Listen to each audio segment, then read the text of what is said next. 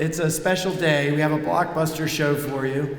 Some of you who do not know who I am, I'm Jason Alari. I'm the Executive Director of the Historical Society. And I'm coming over a cold, so my voice is a little scratchy. But I wanted to, at the very least, acknowledge our sponsors for today. And then I'm going to hand the mic over to Laura Bankert, my sidekick here. And she's going to take over some introductions and some other announcements. So Ryan, I think we're ready to go with the recording. These are sponsors that have given toward the support of our Box Lunch Talk event. The first we have on the list is Reverend Sue Shorbs Sterling. And if you're here, can you raise your hand? Reverend Sterling, you're here? Yep, good to see you. She gave in honor of her uncle, Kenneth Ellsworth, who was killed in action in 1944. We have our friend Kevin Jones from Axe Fairhaven. He's here to my left. Spend some time with him. Thank you for sponsoring, Kevin. Wanda Barnes Hall. Wanda, are you here? Please, if you could raise your hand and be acknowledged. Wanda, thank you for your sponsorship. Sandra Parker, also, if you're here, we thank you, Sandra. And Dorothy Hatcher. If Dorothy's here, could you be acknowledged? Thank you very much. We also have an anonymous donor from the class of 1965 who made the admission fee possible for today, the discounted fee, and so we have a warm round of applause for that person. And I know who you are, and when I feel better, I'm going to give you a big hug for that sponsorship. So I'm going to pass the mic over to Laura.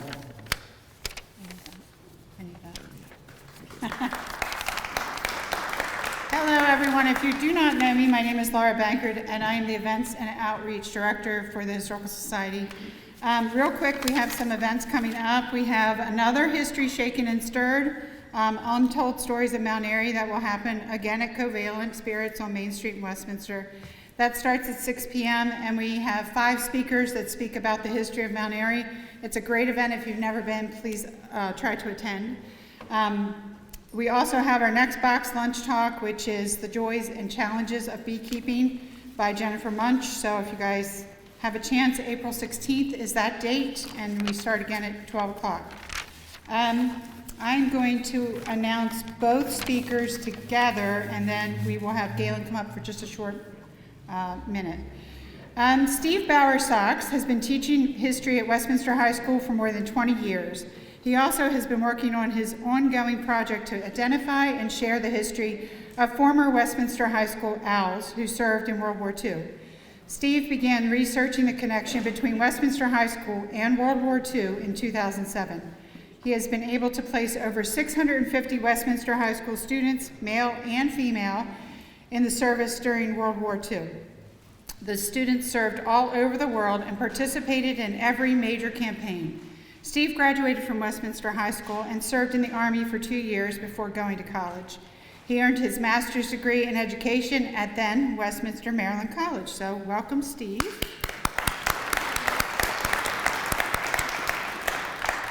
And then Galen Roop is also a graduate of Westminster High School. In fact, he was a classmate of Jason's father. Today, Galen is a very busy realtor in Carroll County, as we all know. He also studied at the Reppert School of Auctioneering, and we are delighted that he shares his talent as an auctioneer for our annual Historical Society Gala, which is sold out without even sending invitations, so that's fantastic. Galen is an excellent photographer and a fisherman who enjoys deep-sea fishing. His catches include a 100-pound bluefin. Let's give it up for Galen. Come on up, Galen. Galen's going to do a little spiel for us. Yeah. Okay, we're not going to have an auction here today, but what a wonderful group of people, and thank you all for coming out here today. It's just overwhelming to me to see so many people. One of the things that I wanted to get started with, there are a lot of people, and we'll get emotional, that aren't here today. And I think we should take like a minute and just bow our heads and have a little thought about all of our friends that aren't here and all our teachers and all the people that just couldn't make it today. So let's have a little silent time for about a minute. Thanks.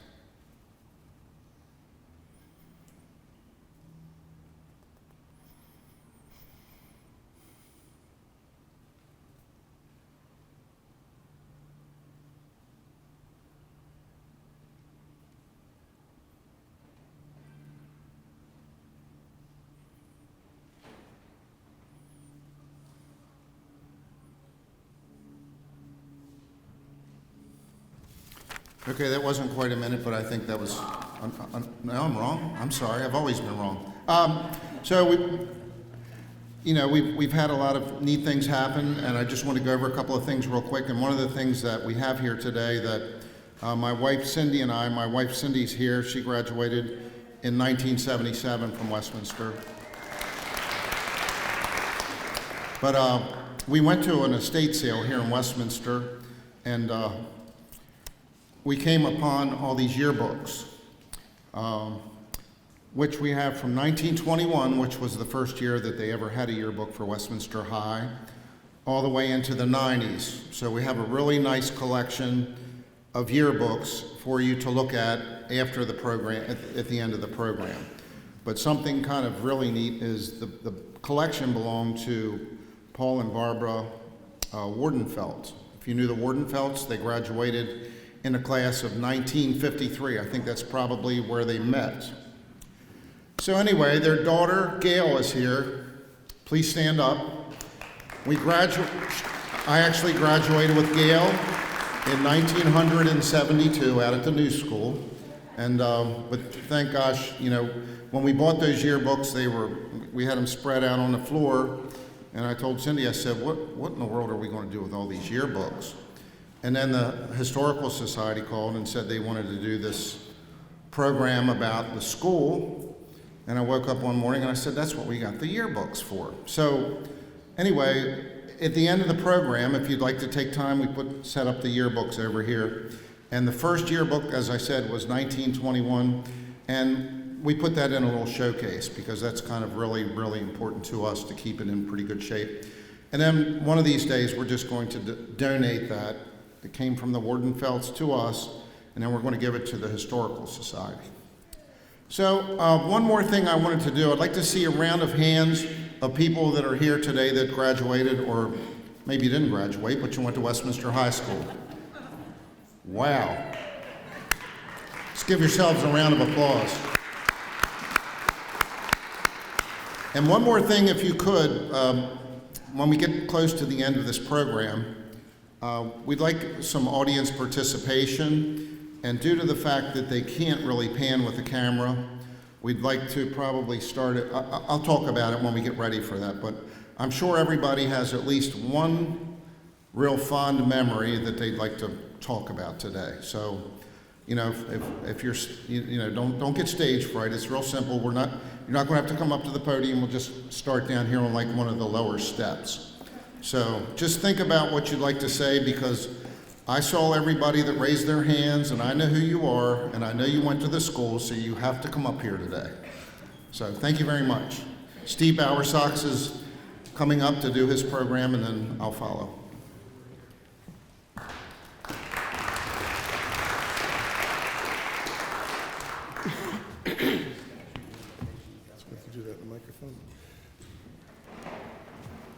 Hi, everybody.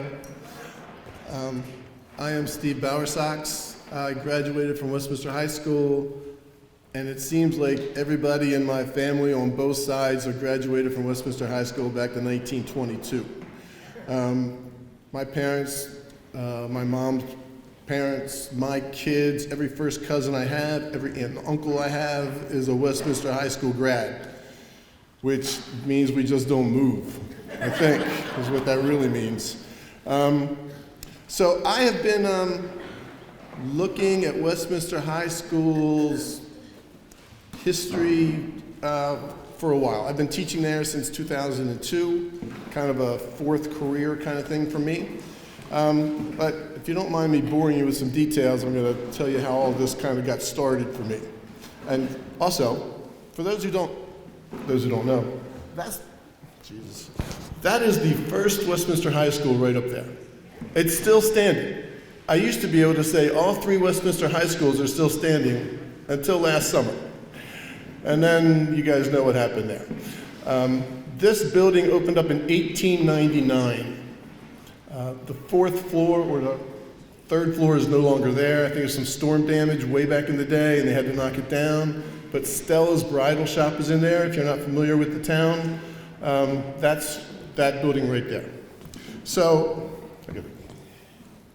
that's better, okay. One day, while trying to find some interesting things to talk about with my students and not the same old thing that we talk about all the time, I came across this book. It's called Ordinary Americans. Normally when we talk about U.S. history, it's presidents and generals and famous people, and this is just regular folks, like most of us sitting out here. And lo and behold, there was actually a story from Westminster, Maryland in it. So I was like, if I can't get the kids' attention with a Westminster story, I don't know how I can get their attention. Which also is one of these things I want to say. Speaking at these kind of things is really interesting, because usually I'm used to the people I'm speaking to, like, not paying attention. And everybody's looking at me. So this is a little bit different than, I'm usually talking to people's back of their head or whatever. So this is kind of unique right here. So in this book, there was an article from World War II, and there was a woman named Mary Spear. And it must have been the day the Japanese surrendered, and someone was coming up the street, and everybody had their flags out, and she wasn't flying a flag. And so this person said, "You must not be very patriotic." And she described that she had had a flag that had come home on her son's coffin, but she had donated it back to his school where he was the class president. So I was like, okay, there's only one school in town back then, so I went down into the Westminster High School archives, which was a file cabinet, and started looking for this flag, and there was no flag, but the building had moved since then and other stuff had gone on. But I did stumble across a bunch of stuff. That's where I found out that we have every single yearbook back to 1921. Get more than Galen. But he's about to acquire a bunch more. We have a deal going on. And so I started looking, and I found some information from a 1942 publication.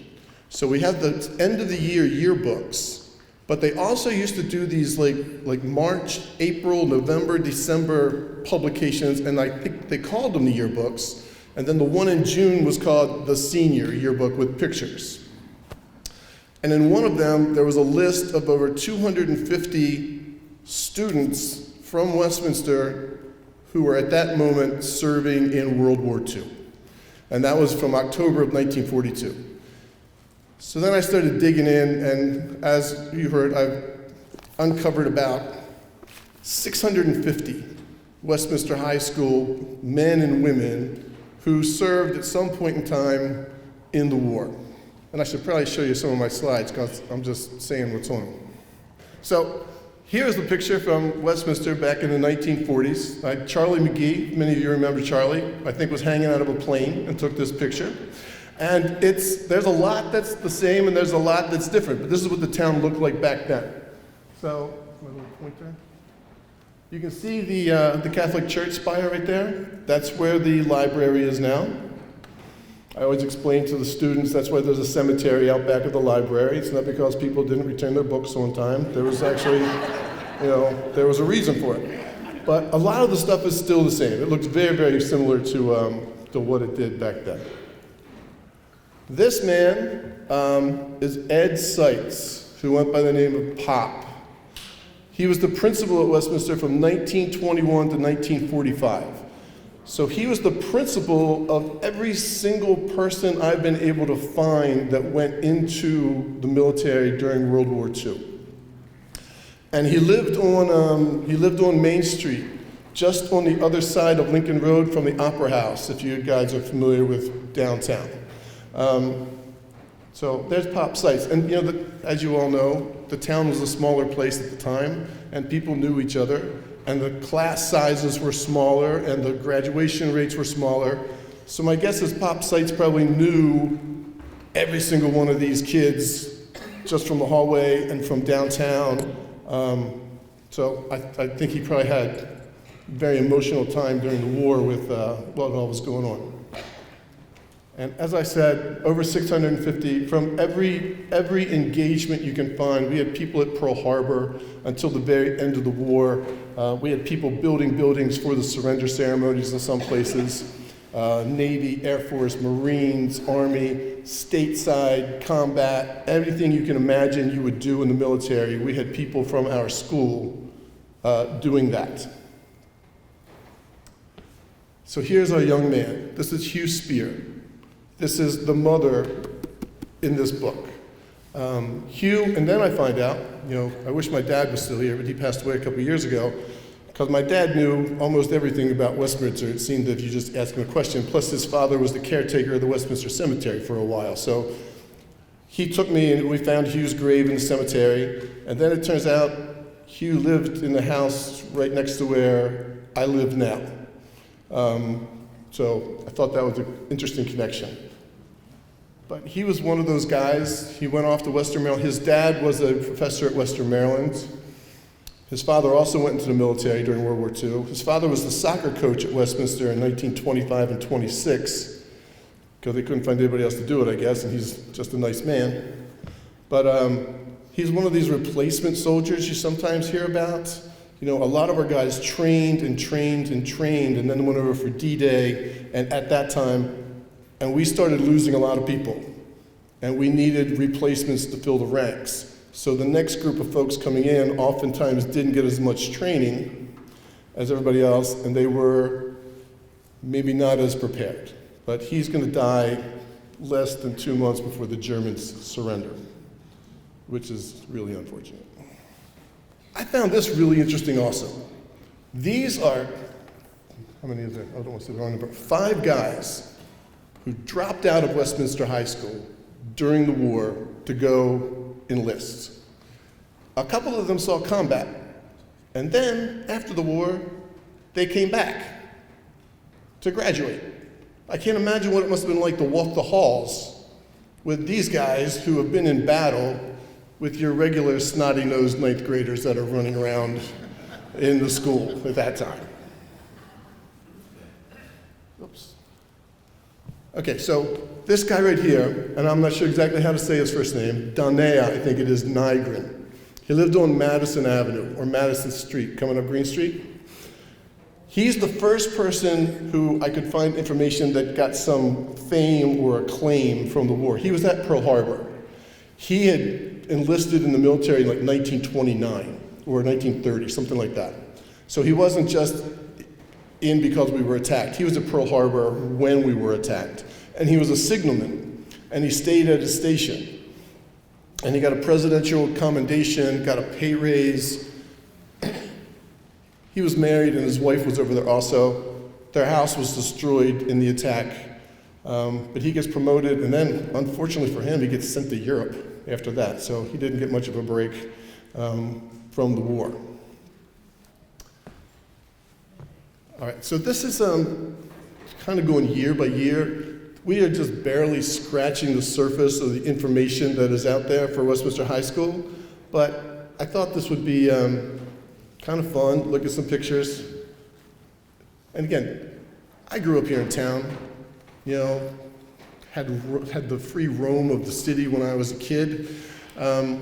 And I think when you grow up someplace, you don't think much about what it could have actually done for importance sake, You just look where you are, I'm bored, I hate this place, blah, blah, blah, blah, blah. But it's amazing, what this city has produced, just from what I've been able to find. And, and I try to point this out to most of the kids when I teach, they're 15 years old. And they have no sense of history at all. Because 8 years before, they were in 2nd grade, and that seems like a long, long time ago to them. So having them have any kind of being able to focus back 50, 60, 100 years, is really difficult.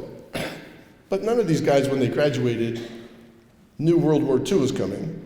You know, they just went about their business, and all of a sudden they get called to service, or they enlisted. And then they ended up doing these amazing things that you read about, and you only think other people do these things. So, up here, I mean, and many of you maybe remember these folks from coming back to town. Ed Hafley, George Osborne, John Whitmore, 3 Bronze Stars, Silver Star, wounded 2 times. He does not look like Sly Stallone. You know, he doesn't look like that person you see in movies that they think is the hero. And this young man over here, Theodore Woodward, his father was a doctor and lived up on Park Avenue, I believe, right near why can't I think of these things? Belgrove Square. Mr. Woodward here also became a doctor. He also went to a World Series game in 1940, because that was in the Calcutta Times. Everything was in the paper back then. If you had dinner with your aunt and uncle back then, it was in the newspaper. But he is going to be a part of a typhus commission and sent to Africa. And they are going to do all kinds of things to cure lots of people, and he's going to get a presidential citation for it. And he also gets some award from the Sultan of some country that I can't even pronounce. But doesn't look like that imposing kind of a guy at that time, but he is going to do amazing things later on. And that's what I find out about all of these people that I keep looking up. So these are also things that I would use in my class, trying to make I don't know if it ever really got through to the 15-year-olds, but maybe later on they will think about it. So here's the 1931 soccer team, right? These guys play soccer together. Some of them are friends. Some of them don't like each other. It's like your typical team. And again, none of these folks know what's coming down the road for them. And I try to explain that to the students at school. Like, you know, you're friends with these people. You have no idea what the future holds for these folks. So it's kind of interesting. But, so in this picture, there's John Reese Snyder, who's from the Reese Snyder. He's going to become a general in the war. And there's a picture of him in the Carroll County Times from like 1945-ish towards the end, where he meets up with one of his cousins and this other dude from Westminster. They just randomly run into each other. And there's a picture in the paper of that. Clee Grumbine, he is related to the Twigs and the Wellivers and all of those folks. And I think, if I remember this correctly, just before the war, or just at the beginning of the war, he was backing out of his driveway in Texas and unfortunately ran over one of his kids. And there was a funeral. I probably don't need to keep those parts in here. Lacey Phillips joined the National Guard right out of the armory downtown. Right after D-Day, he's doing some guard duty and he's going to get shot by a German and he's killed. Carter Stone is amazing. He's Dr. Stone's son, so another doctor in town. And he lived in the same house that I grew up in, which makes us even more. 121 East Green Street, right? Where am I? That way. But he went to Westminster High School, then he went to Western Maryland, and then he went to West Point. And so he is going to, I do have a story about him. And he also was a Boy Scout, and I think that's where this kind of thing came from. So, if you don't mind me boring you with this information, among the recent interesting news stories coming from Europe, the European battlefront, is one published about our own Major W. Carter Stone. As the story goes, Stone commands the 1st Battalion of the 335th Infantry Regiment that for several days has tried unsuccessfully to capture a small Belgian village. So I'm thinking this is Battle of the Bulge areas, January of 45. Each time they advanced, German tanks and infantry broke up the attack. Major Stone then called for long white underwear to provide camouflage in the snow-covered area. The order was filled, and when darkness came, Stone, with his camouflage men, moved across the field. For 800 yards, they moved towards the German lines undetected. Then it was too late for the Germans to stop them. The enemy withdrew, and the town fell to the Americans. All because of long white underwear, you know?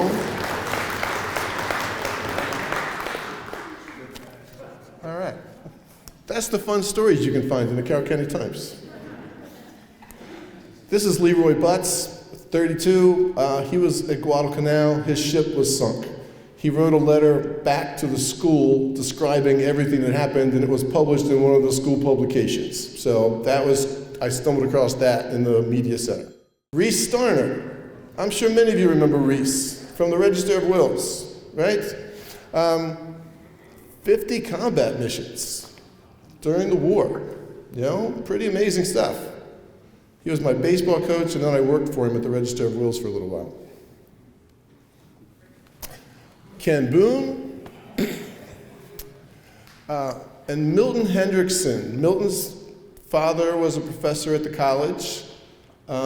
Hugh Spear lived on Ridge Road, where I live. Milton Hendrickson lived just up the road on Ridge Road. So it's a tiny little quarter-mile area that saw two of their young men kind of killed in action. So I'm sure it hit the area kind of hard. This dude is amazing. James Bauman, wounded 3 times, and within a 2-month span. And I'm going to read you a story, if you don't mind, that will explain why he was wounded 3 times. First Sergeant James Bauman wins Silver Star. I'm going to use the language of the paper, okay? So this is just how things were written back in the day. Wins Silver Star after knocking out 8 Jerrys. When a strong enemy force of infantry and tanks launched a counterattack on a Yank-held town, the command post of Company L, 101st Infantry, was completely surrounded. Housed in a building at the junction of 2 roads, the command post was trapped by Kraut infantry and 3 heavy tanks. The Yanks poured bazooka fire on the tanks unsuccessfully. The tanks knocked out the American anti-tank guns and all other defensive weapons around the command post. Sergeant Bauman volunteered to get through the Jerrys to company command post. Although warned that he had little chance of survival, he left the house and worked his way along a low stone fence. Then, with machine gun fire spattering all about him, he dashed across a road 10 feet wide and dove over a 17-foot fence. From here, he made his way to the battalion command post and notified them of the company's precarious situation. Having accomplished this, he started on the return trip. He worked his way back to a house about 30 yards from the company command post and killed 8 Germans who tried to get into the post. For the next hour and a half of his shooting from the flank held up the Jerrys as they tried to storm the post. When a Jerry shell crashed through the windows of the 3rd story he was occupying, he was forced to quit. The enemy, with overwhelming numbers, finally took the post, but Sergeant Bauman escaped to fight again. So again, does not look like John Wayne at all, but unbelievably heroic, you know, things that just normal people were doing at this time. I think he lived in Silver Run. I don't think it's the Baumans of Baumans. I wanted to include some women. I have less women that I've found than men, because women, it seemed, got married earlier at this time, and they changed their names, and then I don't know who they are. So if you know of any, please let me know. I'd like to include more people in the information that I have. I think this is a really unique little situation here. So here's 3 guys. Frank Mather, who then came back and taught at Westminster High School. Charlie Moss, and there's Donald Meyerly, and many people know the Donald Meyerly story, but I'm guessing they were all in the same homeroom, you know, with an M name. They graduated on June 9th, 1936, and then they all participated in the D-Day attack about 8 years afterwards. Mr. Mather was over on Utah Beach. Mr. Moss is going to lead an infantry section onto Omaha Beach, where he's going to win a Silver Star, and he gets wounded that day. Mr. Mather gets wounded later in the war, but he survives that day. And then there's Mr. Meyerly, who is in the field artillery, and he's a truck driver of a ammunition truck. The day after D-Day, his truck gets hit by a shell, and it blows up eventually, and he and about 20 other people are going to be killed right at the bluff near the cemetery on Omaha Beach. And that is his tombstone in the cemetery. And the date on the tomb says June 24th, but from what I've been told, when the guys he was fighting with came home, they went to his family and said it really was June 7th, but for whatever reason, the records people got the wrong dates. Doesn't diminish anything that he did. It's just a date on the cemetery. Okay. This is the letter from his younger brother, Richard, who was graduated in 1945. So Richard was at Westminster High School when his brother was killed in action. They were 9 years apart. This is not all the letter. Said they weren't really close because there was such a big age difference.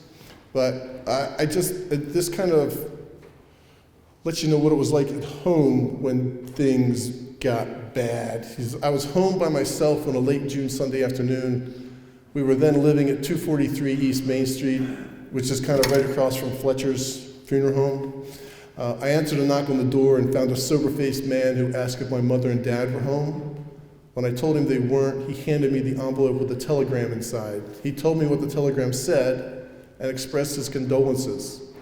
He made a suggestion: don't give the telegram to my parents until the next morning, after they'd had a good night's sleep. So you get a kid with a note that says that his brother's been killed in action and you need to sleep on it to not disturb your parents until they have some sleep in the morning. He heeded the advice and gave him the envelope at breakfast.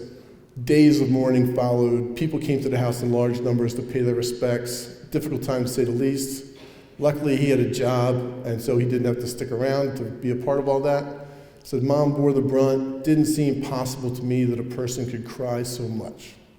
So that's what happens here at home with these things. All right. Here's a couple of guys who graduated in 1937. And they went off and joined the military together later on. Mr. Schaefer actually lived right across the street from us, not your house, but the one next to it, on Ridge Road. Flew 44 combat missions as a gunner in the Pacific Theater. All right, again, big group pictures. These guys sang together.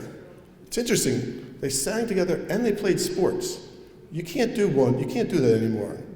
The practice schedules are so tight for all of these things, you gotta pick one. So it's really interesting. There are very few athletes in drama productions or in the chorus anymore, just because their practice schedules don't allow for it, which is kind of a shame.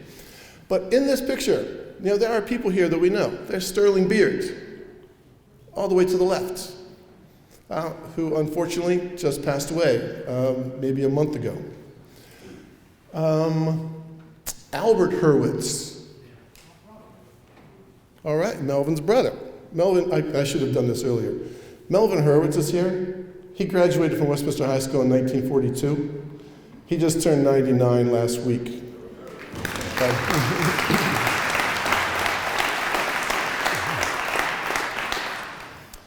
And he went on to become a battlefield sketch artist, if I'm not mistaken. Albert.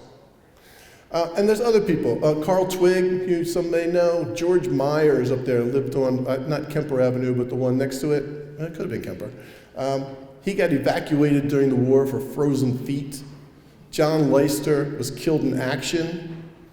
All these guys served around, but again, they didn't know what was going to happen to them at that point in time.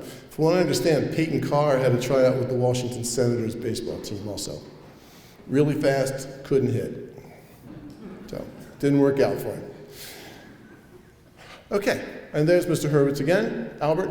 Eddie Eckenrode I included because his unit went through a concentration camp very soon after it had been liberated, and he wrote a letter back to the Carroll County Times explaining what he had seen. Just horrific sights of bodies stacked up and all of that. All right. Unfortunately, the class of 1938 has the honor of having the most guys from Westminster High School killed in action. And I have to believe that Robert Leidy and John Leister, if they both went to Westminster schools their entire lives, sat next to each other in homeroom for 10 years or so. You know, they may have hated each other, I don't know, but I'm sure they were close to each other for a long, long time. And then Albert Schaefer also. And again, we have two women, Margaret Browning over there on the right-hand side, the very first woman from Carroll County to join the WWII, which is an auxiliary Navy outfit. So World War II is the first time women are allowed to serve in the military. And I'm pretty sure the thinking was, if we can recruit women to do some of the administrative work, typing, clerical kind of stuff, then that frees up the guys to go hold a gun on the battlefield. And we needed lots of bodies during this war. There's Sterling. You know, when in Rome, he was serving in the Middle East. So I guess it was a way to keep cool. Okay, again, another sports team here. 1939 county championship soccer team. I used to say that a lot to my kids because we don't win many county championships in soccer anymore. So in the middle is my Uncle Stanley Bowersox, who was a paratrooper. Like 7 battle stars behind enemy lines. He must have gotten in trouble a lot because he came out of the Army as a private. So I'm not sure what he was up to, but he was kind of ornery at the time. So I think that had something to do with it. But just in this group of people, Clarence Bachman is a part of the 2nd Ranger Battalion in the attack on D-Day. It's the same badges that Tom Hanks wears on his uniform. He had to scale this cliff, you know, with the Germans shooting down on him, won a Silver Star that day, and he just doesn't, I mean, well, none of them look like what you prototypically think of as that person. William Lithicum, who was in the front row there, he didn't graduate, that's what DNG means, and those numbers next to him are what year they graduated. He was captured and held prisoner. Robert Long was wounded a couple times. But they all have a story. Keith Krabs, I won't go into detail, but the car I drive once belonged to him. But it's a long story, so I'm not going to kind of do that to you. It's okay. Maybe when you're ready, I'll do it. Okay, this is the cliff. This is Point the Hawk. I took my wife and I and several other adults took 22 10th graders there about 8 years ago. We did a World War II kind of tour of Europe, London, Paris, Reims, all these places. And we got, down here to Omaha Beach, and there's nothing more disheartening. And I'm a big proponent of kids. I think kids are really good. I'm around students a lot. I like young people. I think they're really good folks. They're squirrely, but they're really good. But nothing can make you feel worse than driving down the road along Omaha Beach, this very sacred place, and you're really kind of into the whole movement, and you hear somebody from the back of the bus really angry because they can't get any cell service. I was like, oh my God. Okay, so I almost went to jail that day. Okay, so here's the 1940 band. And that's right out in front of the school that's no longer there, right? Mr. Hurwitz, are you in this band? Were you in this band? No? Okay, your brother might have been, one of them. But I think, again, it's a small band, but way over half of them are going to go serve in the military. Charlie Zincon's someplace in there. But also, Marion Gore and Kenny Marker are 2 trumpet players, and they're both going to get killed in action. But these folks were all over the place. It's just amazing with this little microcosm of what we produced here.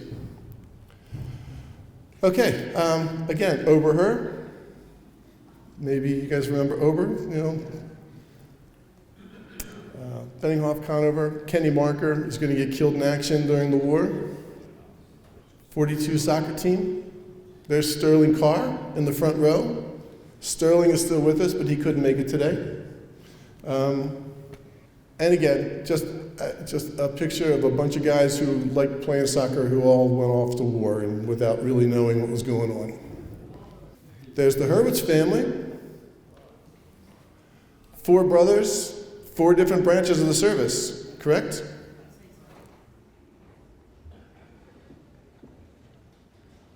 The boy sitting down on the left is my youngest brother, Jerry. He was in the Army. Above him is my brother, Will, class of 41. He was in the Navy.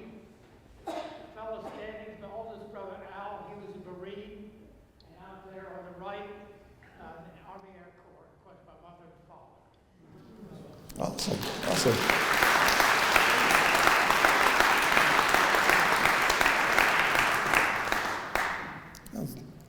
His voice carries better than mine does on a microphone. All right, so this is, unfortunately, here's several screenshots of all the guys who graduated. I have graduation pictures of them who passed away during the war, starting with Marion Gore, and none of these guys. So back in the day, you only went to 11 grades, right, Mr. Hurwitz? Until my parents were seniors twice when they graduated in 1951. There was no graduation in 1950. They didn't make a yearbook that year for some reason. So you only went to 11 grades. So some of these guys were 16 years old when they graduated from high school if you had a late birthday. So none of these guys are older than 26 or 27 years old that you're going to see up here who are going to give their lives. And most of them are much, much younger than that. There's Mr. Miley again, Melvin Click, he was in the Army Air Corps and got shot down. Albert Schaefer. There's Ralph Barnes, and this will make you feel good. They are all Westminster High School students, along with me, when we went on our trip, and that's Ralph Barnes' gravestone, also on the bluff over Omaha Beach. Lacey Phillips, Jack Crandall, I'm going to talk about him in a second. Raymond Long, Robert Hooper, many of you probably know the Hooper family story, which you're about to hear again. Francis Abe, there's Hugh Spear, and Robert Leidy. He got killed in the Pacific. All right, so I think this is going to be the end of, well, I think there's one more slide. So I am just struck by this little piece of land here. This is right now Covalent Spirits over here on the right-hand side. Used to be the city garage back in the day. If you go up the street, you get to the Opera House on the right-hand side. The United Methodist Church is on the left-hand side up there. So in the space that I stood and took this picture, to where you can see a woman on the left-hand side pushing a stroller, right? It's not a whole lot of space. The Hooper brothers are going to get killed. They lived at 121 East Main. And they both went in the military. One graduated in 42, the other one did not graduate, but he would have graduated in 1940. They entered the military roughly, I think, exactly a year apart, and they both got sent to France. And they are going to be killed 6 days apart. One at the end of November, one early in December, and the parents get the telegram right around Christmas of 1944. Just up the street from them, 2 doors, is where the Crandall family was living with their grandparents. Jack Crandall was a pilot. He got credit for shooting down some Nazi planes. But between June and December of 1944, he also was going to be shot down and killed in action. Guyman, who didn't go to Westminster High School, but I thought I'd include him anyhow. He's where, just up the street a little bit, the Maulsby building, if you're familiar with the Maulsby building, is where City Park Gaming and Brewing is now. He was captured and was a prisoner of war for longer than anybody in Westminster. And then Donald Meyerly worked at the city garage as a part-time job before the war. So in a 6-month period, in that little square area, there's a lot of loss in that area. So I often wonder, because when the war was over, from what I understand, my dad tells me, there was a huge parade. Everything had been rationed during the war, gasoline, tires, the whole bit, and so people didn't drive, and you weren't allowed to drive unless you went to work, or grocery shopping, or school. There was no pleasure driving allowed. But my dad said when the war ended, cars just came out of everywhere, because people were just so anxious, and they just did the loop down Main Street, Liberty Street, Green Street, and just kept going all night long, honking horns and blowing whistles and probably shooting off guns and all the other fun stuff. And they liked it so much they came back the next night and did it again. So, but up here, they maybe weren't celebrating quite as much, and just a block down the street, all these festivities were kind of going on. Okay, so here's a picture. This is from November 5th, 2008, and these were Westminster High School guys who all participated in World War II. We went to the Carroll Arts Center, did a little talk, and it was really nice. Charlie Zencon is in the front row, third from the left. Charlie dropped out of school and joined the Marines, and never went back and got his GED or his high school diploma or anything like that. So when his grandchildren would graduate from high school, he would always say, "You've got something that I will never have." So we got together with his wife and Chuck Ecker, who used to be the superintendent of schools, who was in the same class with Charlie, and we surprised him at this event, and Mr. Ecker gave him his high school diploma. It was really, really nice. It was really, really nice. Unfortunately, I don't believe any of these gentlemen are still with us from that time. It's also, how much time do I have here? So that same amount of same exact day, the reason I can remember this day so well, I had to have a substitute cover my classroom, and the sub never showed up. And I had new students in my room, like for the second day, the quarter had just changed, and they really didn't, I don't think they had enough time to know if they liked me or not at this point in time. But one of our assistant principals stopped by, checked in the room, and said, "Hey, where's your substitute teacher?" And these kids were really very street smart, and he said he'd be right back from the bathroom. And so our principal just kept walking down the hall, assistant principal, and believed him. And so they closed the door, and we had 80 to 90-minute classes at that time period. So they are on their own for that much time. And this one girl started heaving textbooks out the front window of Westminster High School from the second floor. Right out front. Until someone driving down the road called the school and said, "You know you have books flying out your window out over there?" And so she ended up paying $750 for broken bindings on the books and stuff. And by the time she was a senior, we were almost on speaking terms. So it worked out. But that's another unfortunate thing that I have to remember from that day right there. All right, I'm good. Galen's coming up.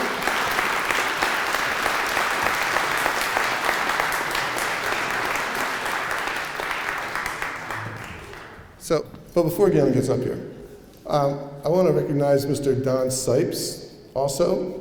Mr. Sipes, you just left. Okay. And also, if anybody in here is a veteran, if you'd like to stand and be recognized, that would be nice.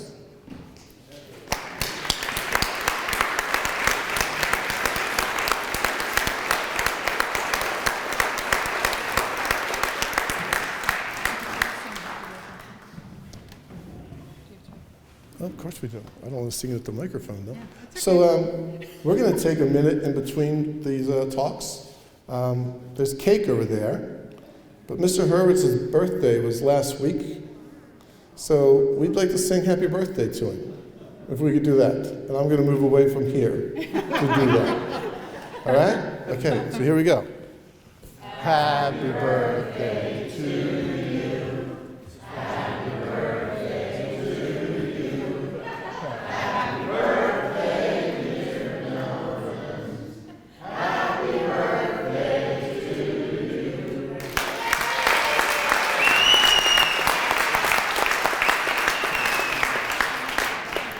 If anyone wants to get some cake, we're going to get ready. They're actually cutting it right now, so feel free to get up and take a little break in between the two talks.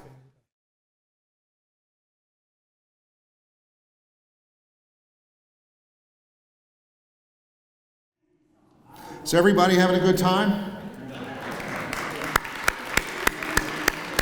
Steve, we got, Cindy and Steve and I, we got together with everyone over at the Historical Society last Friday, and Steve's got has a lot more to talk about, and I probably will too, I don't know, but so this may not be the last one of these that we do. God bless. So no, we may have another one of these if you're interested in coming back again. Westminster High School, I knew I was here for something. Here we go. Westminster High, of course, on Longwell was taken down last year, and they had a tour of the school that you could do. I don't know if any of you made it to that. It was on June the 1st, which was quite interesting. And actually, my in-laws took us into the room where they actually met in 1957, which was really kind of awesome. And my brother, Tim, is here, Tim Roop. My older brother, because he always says I'm the older one, but Tim's here, and he graduated, I think Kevin Dayhoff's here, the city council, right there, and he graduated, you guys 71, right? So they were both in the school that was on Longwell. That was the last year. 37 was the first graduating class, correct? And 71 was the last graduating class. And then our class, which there's a whole table full of our class here today, which is awesome, graduated from the high school out on Washington Road, which is still one of the largest schools in the state of Maryland, if anybody knew that. It's kind of a little tidbit, but it's one of the largest schools in the state of Maryland. And the general contractor, his name was Frank Stefanowitz. He was the general contractor that built the school, and ironically enough, one of our classmates, Donnie Warner, and I worked with Donnie when we were kids for his dad out, and Mr. Warner was a member of the Historical Society, Don Warner. His son Donnie graduated with all of us in the class of 72, and Donnie and I worked out there cleaning cars and jockeying cars. And then I stayed in the business, and I actually was pretty much the sales manager before I left there. But this is just a Westminster High School tidbit. I sold Mr. Stefanowitz a Cadillac Eldorado, and he's the guy that was the general contractor for the school that I graduated from. Pretty interesting, huh? At least I thought it was. Anyway, does he still have it? I don't know. So let's get started about the school. And I have my wife to thank for all of this because she's put all this down for me to talk about. But, you know, the old school over on Center Street, where a lot of us went to first and second grade, anybody go there? It was called East End School. Yep. Well, luckily that one's still standing. Isn't that amazing? Of course, it's not a school anymore. But that was the first high school. 1898 is when that started, correct, Kevin? So 1899 was the first graduating class, and then I got to get to my notes here. So the first graduating class was 1900 with 7 graduates, and the first high school had 3 different grade levels in that year. Let's see, there's 2 teachers and an enrollment of less than 50 students, and prior to 1885, there was a one-room schoolhouse located on that property over off of Center Street, which was called Central Hall. So that big lot, there was a one-room schoolhouse, which is pretty interesting. I don't think any of us in here remember that.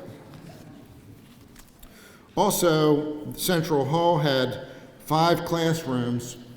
It's a one-room schoolhouse with 5 classrooms, 1st through 6th grade.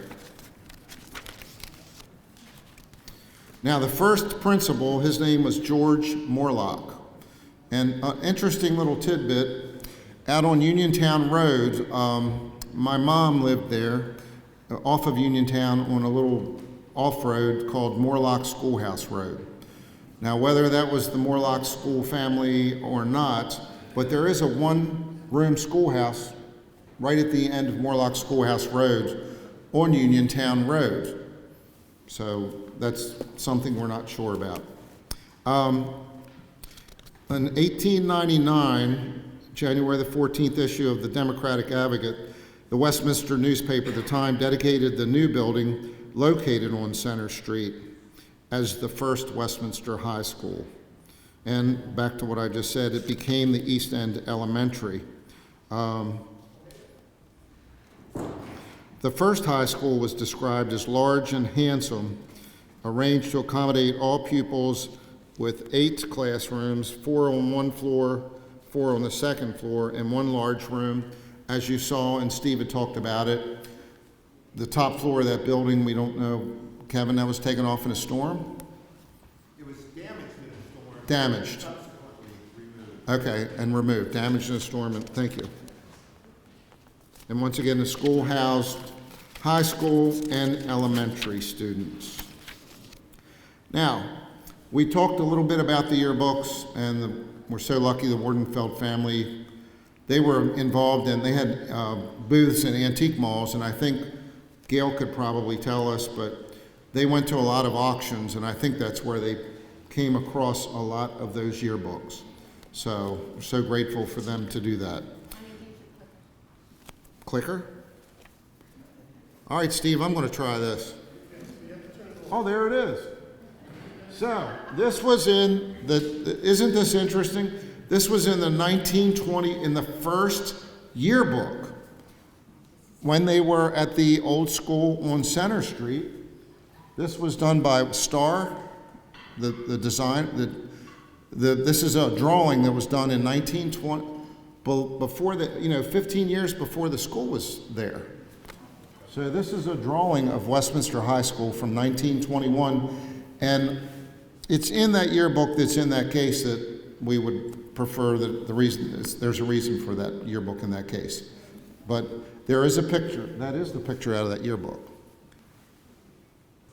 Okay, Graceland. This is the Graceland School, which is now called Graceland Apartments, which that's on, right off of between Lincoln and Center Street on East Green. And when I was a young guy, I had a paper route over on all those streets. I had Lincoln Road, Madison Street, Green Street. So I delivered newspapers in there, and there were some of the teachers lived in that building, some of the high school teachers. And we grew up on Lincoln Road with the Yingling family. John Yingling's here today to represent his family. And they've had a business in Westminster. We'll go talk about that later. But so I grew up with a guy, he's God rest his soul, Billy Kuhn was his name, and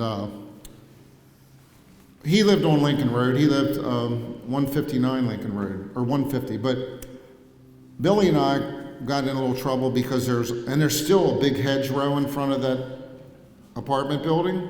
So I don't want to get into it too much because I'm getting off track here, but Billy and I got caught one night. I don't remember if it was snowballs or eggs, but that's what we were doing behind those hedgerows that night. But anyway, that was the first school for, like, I think, elementary? Yeah. Elementary, when they... You went to school there? I went to the first 3 grades. Holy smokes. I remember that school. What I remember most about that school, they had a spiral slide for emergency. Oh, fire escape? That would just slide right there. Holy gosh, that's awesome. So you were there first 3 years? That first 3 years. Our first grade teacher was Miss Twig. I remember that. We're glad you're here. That we crossed the street where the high school was. And I went up to the 6th grade there. Okay. And then we carried books to the new high school over Longwell Ave.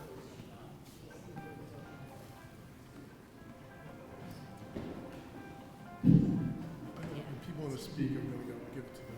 Okay. Okay? Perfect.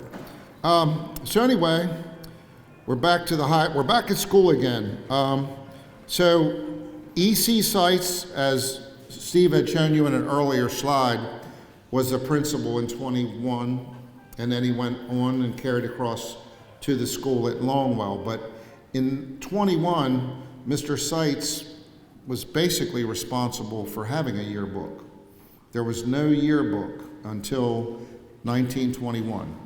And there were a group of 6 boys and 6 girls that started a board of editors who published the first yearbook. And the first yearbook was called The Mirror. It wasn't the Owl. So that's one of the things that's interesting, you know, like I back to when Cindy and I bought all those yearbooks, we're like, what are we going to do with these? Well, it's been a wealth of information between the advertisements, and John Yingling's family's been in business in this town for over 100 years, and they have advertisements in those yearbooks. I just find that fascinating, that you can go back to that time. Yes?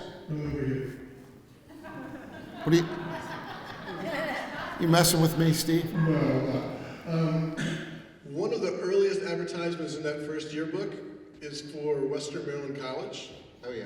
And it describes the beautiful atmosphere and get away from the city and come up for the country air. And they had their own farm there, and they produced their own food, milk, and everything. And if you lived on campus, it cost $325 a year. And you could buy scholarships for like $75, and you could buy them for 20 years out if you wanted to at the time. So you can find lots of fun stuff in there. Yeah, and if you didn't live on campus, it was $150 tuition. What happened to that? Anyway, so, and that's back to the sketch that was up here of the school, because that is in that first yearbook. You know what I didn't take in school? Okay, this is just a group of... You want me to take that? Yeah, you take that one, Steve. So this is a picture outside Graceland. These are all guys who are going to be in the class of 1942. And on the next slide, Galen, is what they look like in high school.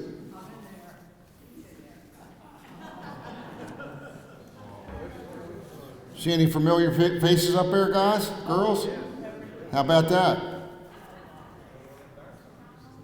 Sterling Carr, is he still around?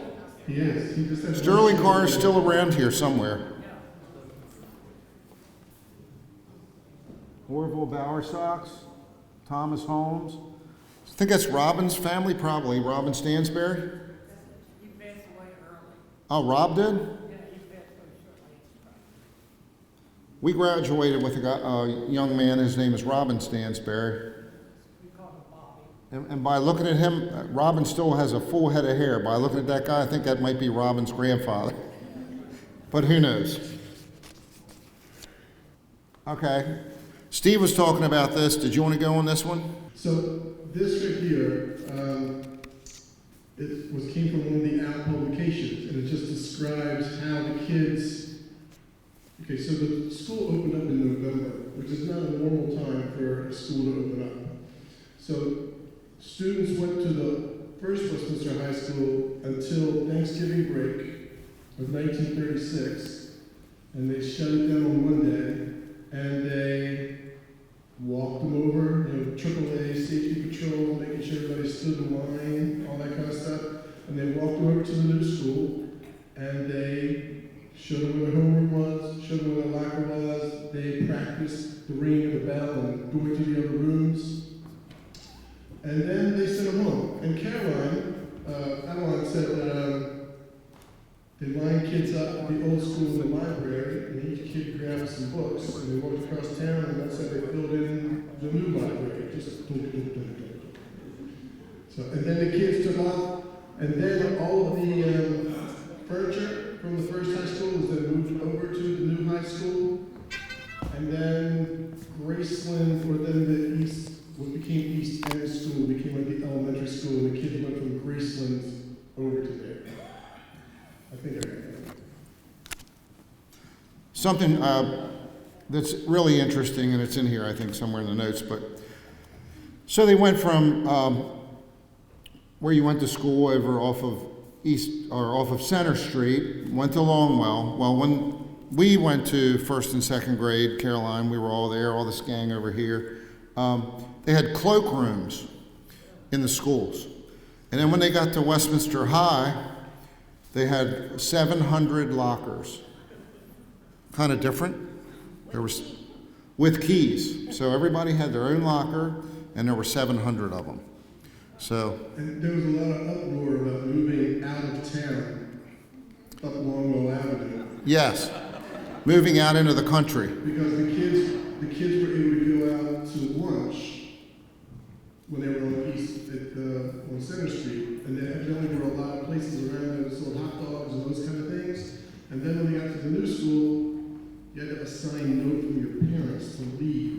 So they had a cafeteria, so more people started eating in the school. It totally disrupted going out and riding around, I guess, or whatever they did. How many kids were there? How many kids were what? When they moved from Graceland over, how many kids? I knew you'd ask me that. What was it? Huh? 260 at the school on Longwell. So anyway, it's crazy when you think about it. They go back to 21 to when they did that drawing of the school, and then you get over to 1931, between January and February of that time, there were over 200 interested parents and citizens that spoke with a senator that came from Medford. His name was John David Bale, which I'm a Roop and the Bales were all, so it's another relative of mine, but I don't know how to go all the way off the tree to say how he is a relative. But he was very instrumental with these parents in getting this thing done, and they got a loan, let's see, authorizing the commissioners to borrow $200,000 for the express purpose of building the new high school. That was a lot of money back then, but this was, when they had that meeting, they said this is actually WHS, this is called an emergency one, because they needed a larger building. So it's pretty interesting how that all took place.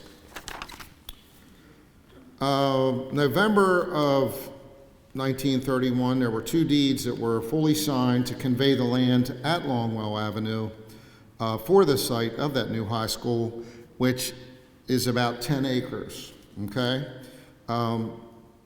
Growing up around here, we're all familiar with Shriver, the B.F. Shriver, the canneries, and they owned all the farms. And so they sold 8 acres from the Shriver Company for $7,500, and then 2 acres from Josiah and Cora, here's a local name, Crow. And they sold them 2 acres for $3,500. My, how things have changed.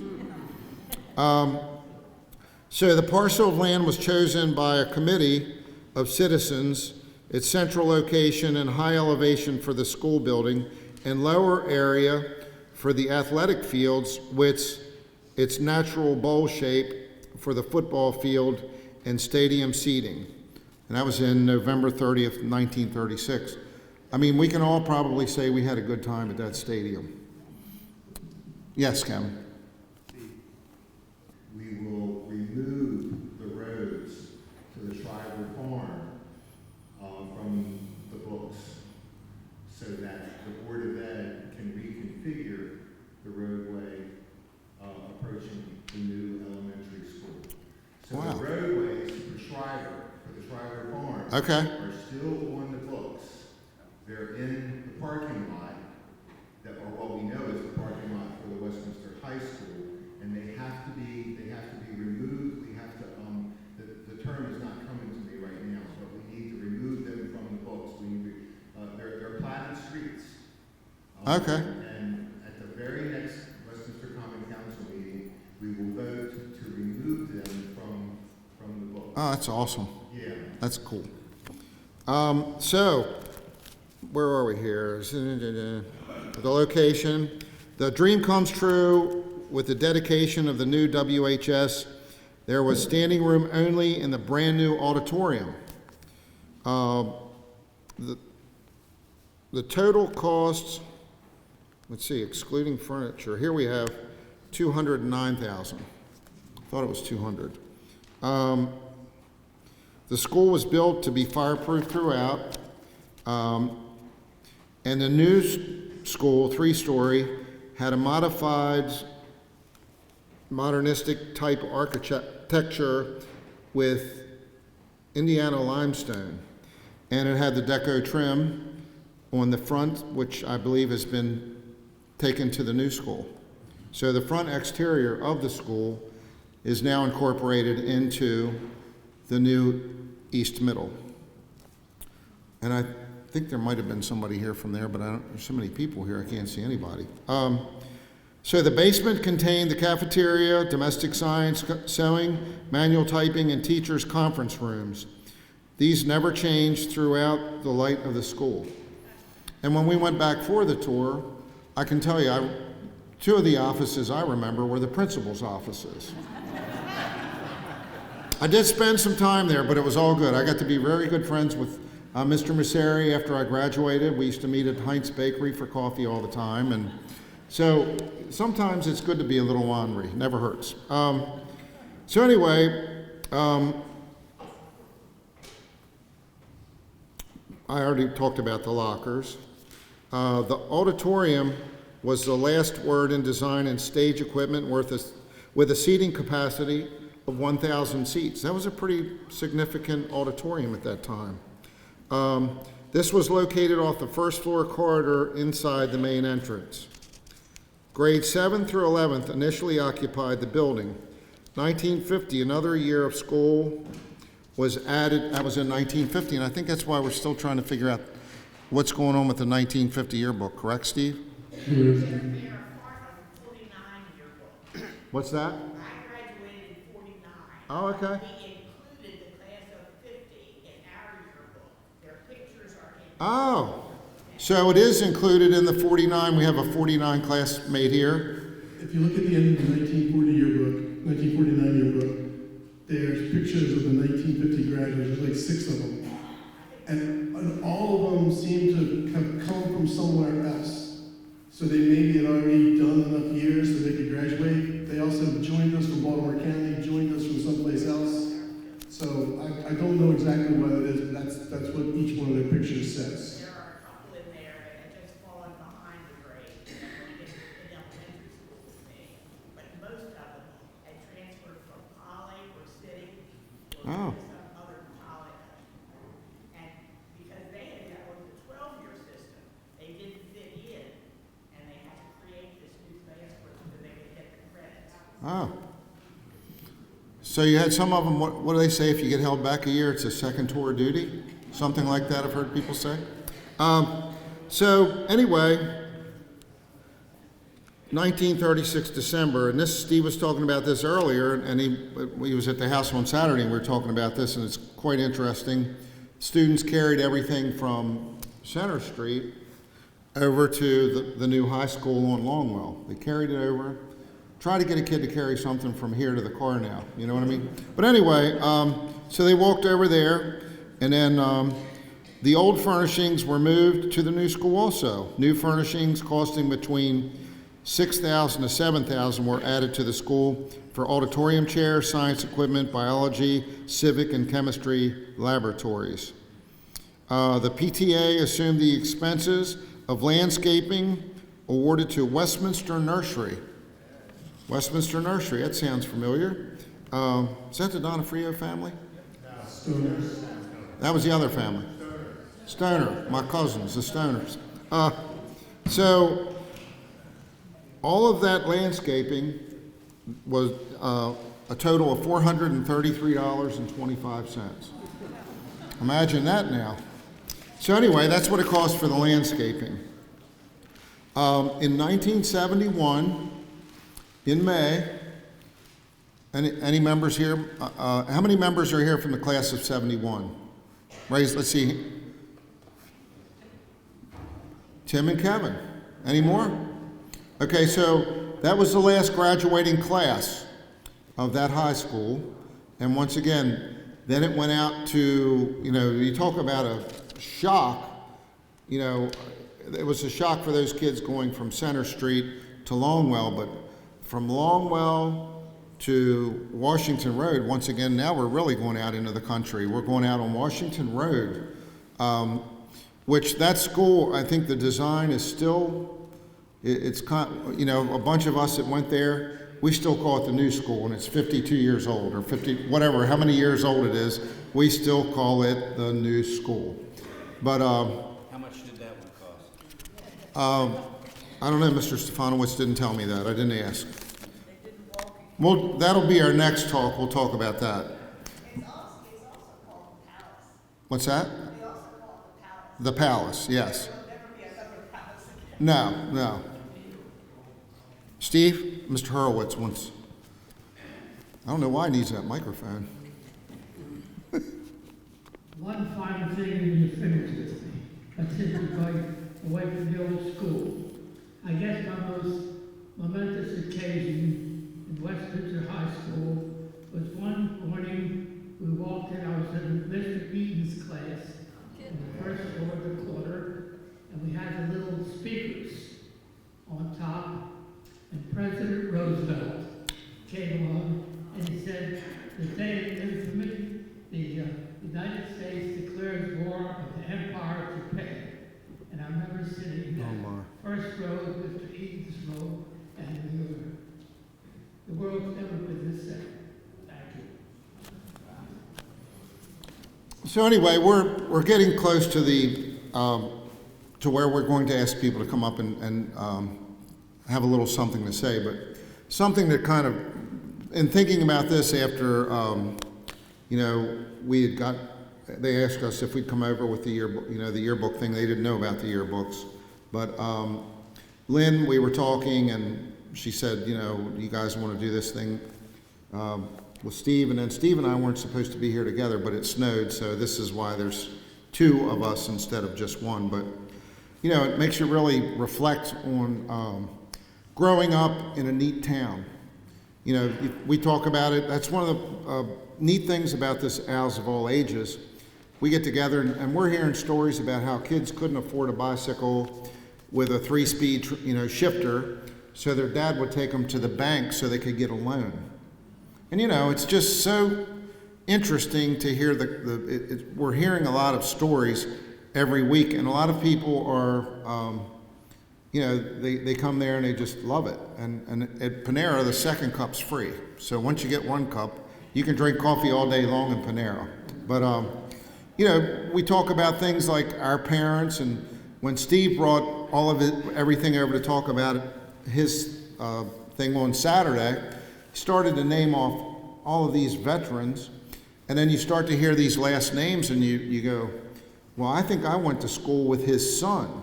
So it's such a neat thing to be here in this little town where you go through generations of people, which you all have done too. You know, you see people in school, you've met them, and then you go, you know, your dad fought in World War II. He was at Normandy. I mean, we have many uncles.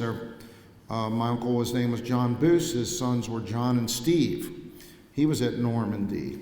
Harry Green, that owned Harry Green's used cars up on Main Street.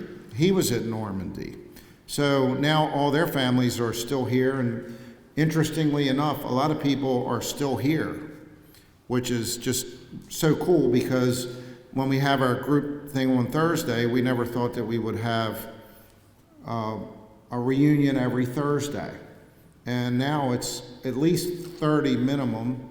Usually it's 40 or more that meet up, and it's from classes of, we've had them from 57, 58, 60, 64, 62. Oh, Cal?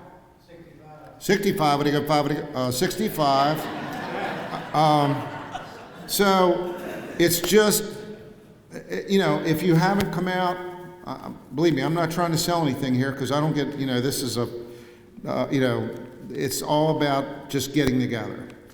And Don't forget Harry's brother, David. oh, and Normandy. David Green was also our uncle. All three of them were in the same unit. All three of them were in the same unit, and they were all went in on the beach at Normandy. And David Green, you probably know a lot of the Greens because he had 12 children, and they lived out on Liberty Street. And they had one of the biggest families probably around here, but they were all veterans, and they all, we live in a, thanks to you, Mr. Hurwitz, and Jay, and anybody in here that was in the military, we're living in a free society that if it wouldn't be for you, we may not be standing here, so.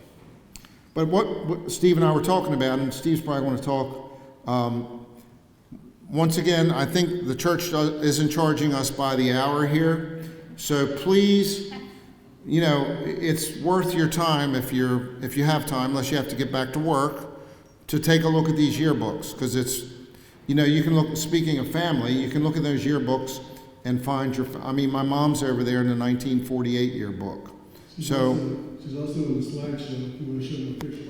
Yeah, so we do have, they're good? We got slides now? I've got 60 more slides. You have what, 60? Hey, also, I've been going through old yearbooks, and too much time on my hands sometimes. From 1921 and someplace a little bit back, we've had between 1,250 and 1,300 staff and faculty that have worked at Westminster High School. 6 people that were there for more than 40 years. The one who was the most was Janet Carr, as you know Janet, who worked in food service for 46 years, all at the new building. But we have someone in our presence right here who didn't make it to 40 years. 39, Clay? Clay Matthews, Westminster High School social studies teacher for 39 years.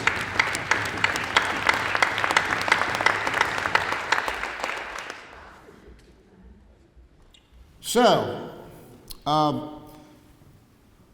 anyone that's here, we would love for you to come up right with Steve. Don't be shy. Here's John, he is shy, and he's coming up. So, honestly, if you would, please come up if you have something to say about the school, about the people, your fondest memories, anything like that, if you'd like to come up. And go ahead, John Yingling. Yeah. Hello, my name is John Yingling. I was in the class of 65 at Westminster.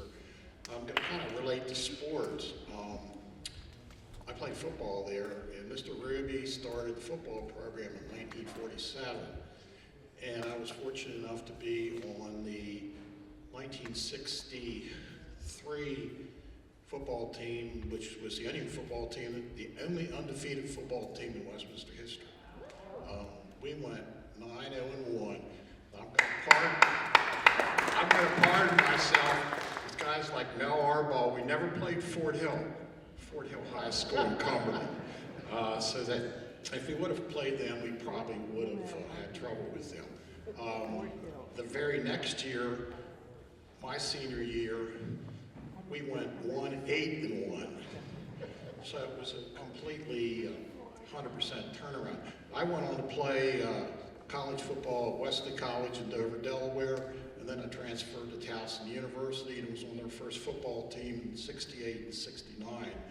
I also was fortunate enough to play for the Carroll County Chargers in 1973 and 74. We were a semi-pro football team in this mid-Atlantic area, and we won 2 championships. Finally, I was very fortunate enough to have an athletic field named to me after me at Towson University. It is, if you're familiar with the campus, it's behind the basketball arena, right next to United Stadium. So, very fortunate in life. Thank you.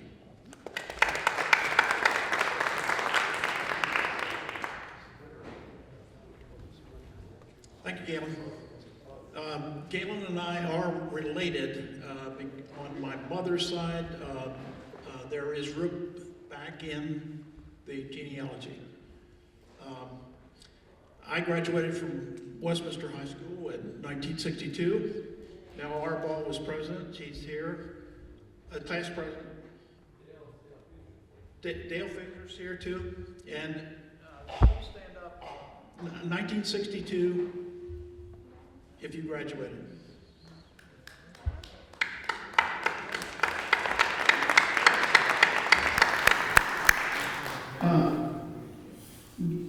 Galen had mentioned mention when I was in the restroom.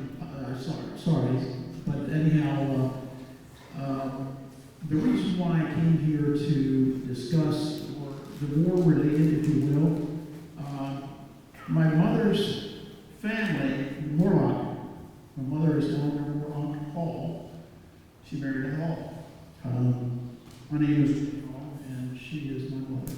And anyhow, there was an article in the Baltimore Sun, August 3rd, 1941, and it highlights where the headline says, "Farmettes make hay while the men are in the army during World War II." Okay? There are some American history stories on my mother's side of the family, handed down. There's a Civil War story that was handed down because she wasn't born then.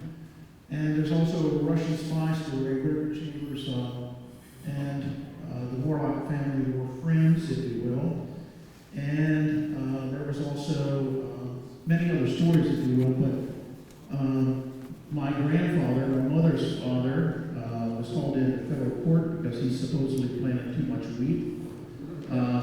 Basically, he won his case because he somehow proved that he had fed the wheat that he grew on the farm to the livestock, and it was not sold, the wheat was not sold on the commodity market. Just wanted to show you a picture of my mother when she was in high school.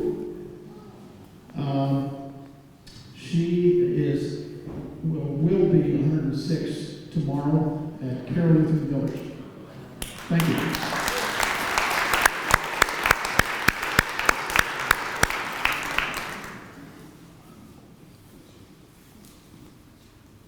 There's Dale Feeser right there. We were just talking about you, Dale. Yeah, I finally located myself. Dale Feeser, class of 62, and Mel Arbol is going to tell a little story for me, for you.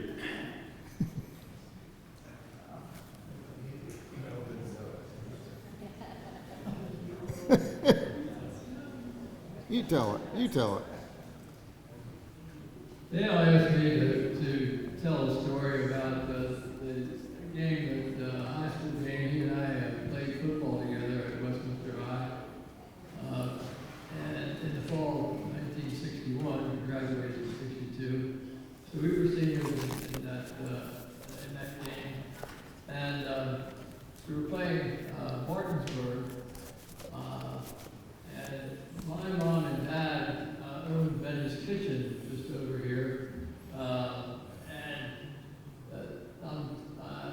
Martinsburg had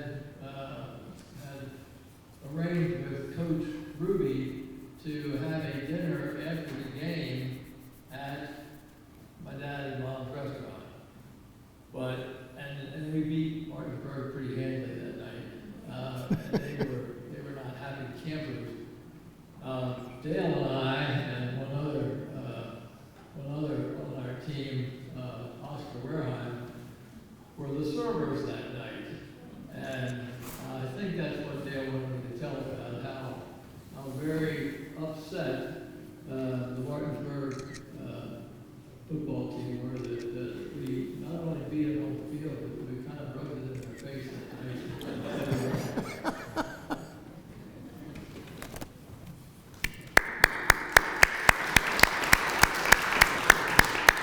I thought I'd play this on the video When I was 16 years old, before I went away to college, I got a job for about 3 months at Betty's Kitchen. I stayed there for about 3 months, and I was ready to go to college. And Mr. Arbol called me and he said, Melvin, he said, Gladys is very pregnant. And she said, Gladys is going to have a little boy. And we think so much of you.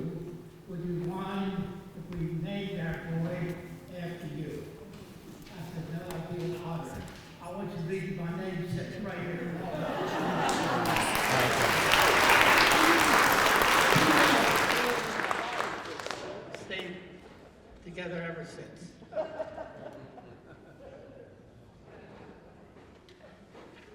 Anyone else?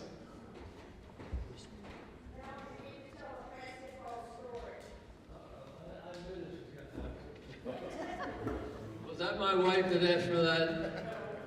Oh, Mary Louise. All right, this will take just a moment. Dale Beazer, myself, and maybe about 12 or 14 other guys. Larry Davis is here. He was 2 years ahead of me, but he was one of these fellows who played on the Midnight Basketball League. The high school that we graduated from, you all know, on Longwell Avenue, had a gym. One evening in December, we were playing cards at my house very late, and it was very cold that night, someone floated the idea that, why don't we go play basketball? Well, we used to play outside at what was then the junior high school, and we would at night train our car lights on the basket so that we could see, but it was very cold this particular December night, and no one wanted to really go out there, but someone said, why don't we try to see if the high school gym is open? Okay. So we did that. We went to the gym, and the doors on the gym had a chain around the panic bars, and you could open them just a little bit, but you couldn't get far enough open to get in. And we had a German exchange student living with me at the time. His name was Klaus Bueller.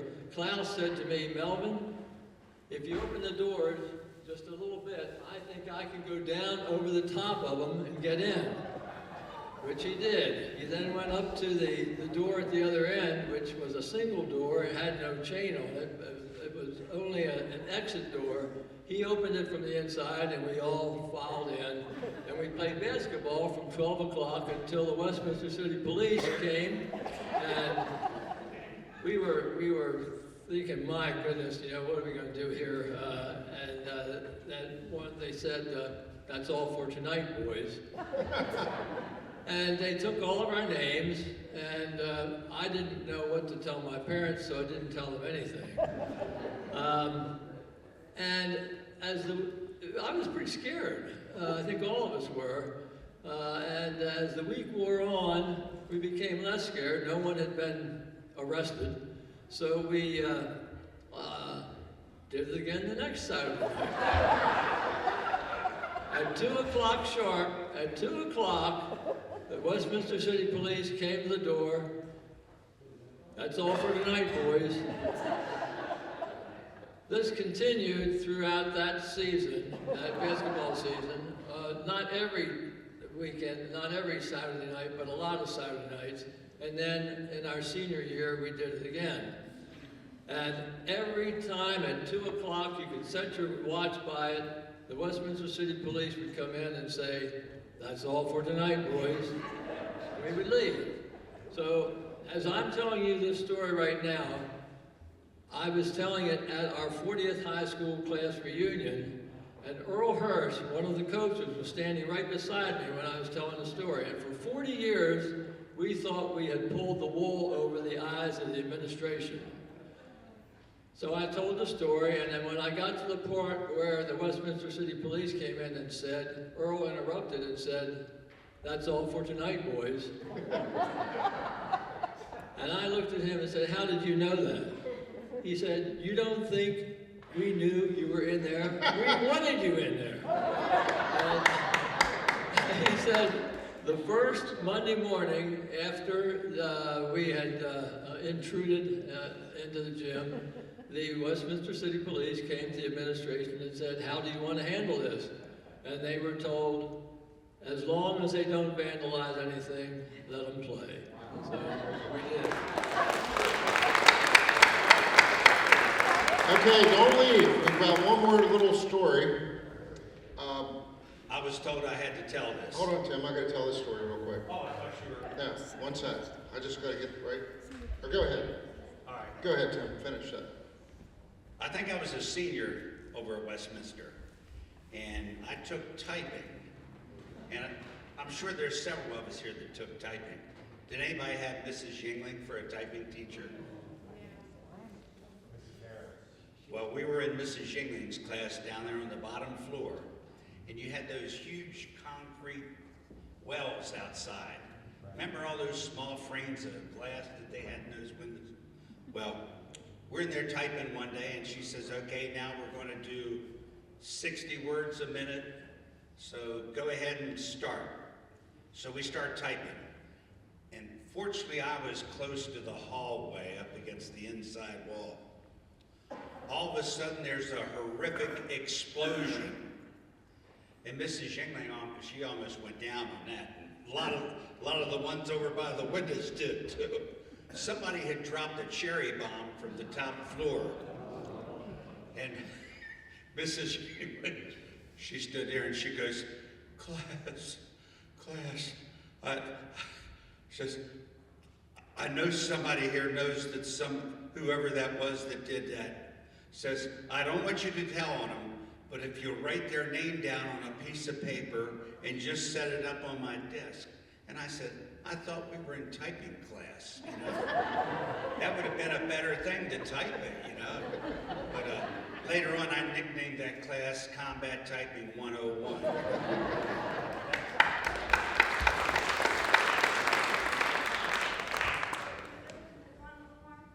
Yeah, sure.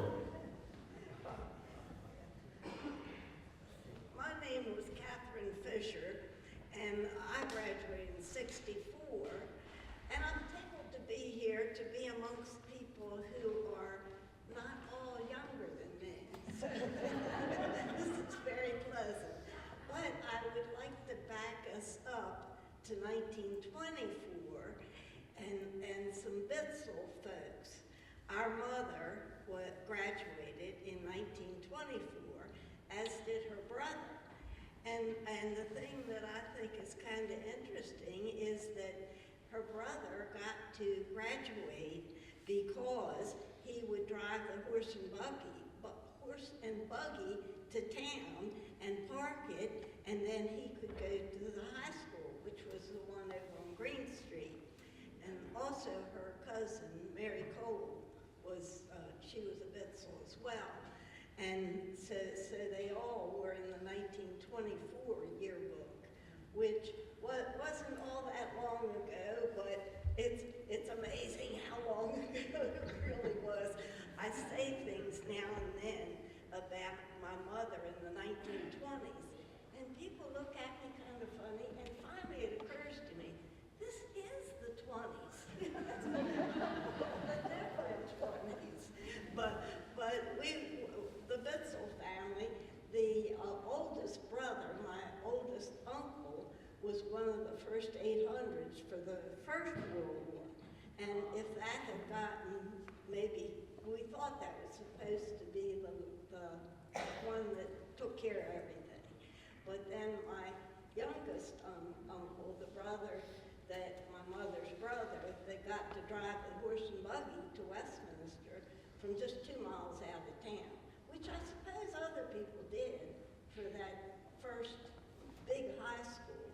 But he was in the end of World War II, I believe.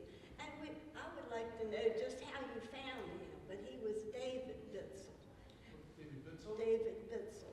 I copied graduation lists and class lists from every Westminster yearbook up to 1945 and sat down with these cards the guys filled in when they came over from the war and just went through them and started checking off names. Or if I found something in the paper or whatever. His daughter, she really wants to know me to prove to her, or me and my sister to explain to her, because her father was really too old to be in that war. But I believe somehow he was in the Navy and in Cuba. But, I don't know exactly how to track that.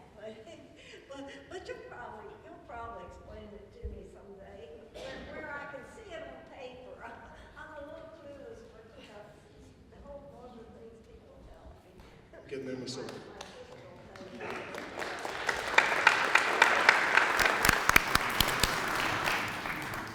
Okay, we're going to wrap things up with, this is a quote that was in the first yearbook, which is pretty interesting. It says history is the thank you. Depository, never could read either. Depository of great actions, the witness of what is past, the example and instructor of the present, and the monitor of the future. So that was from the first yearbook.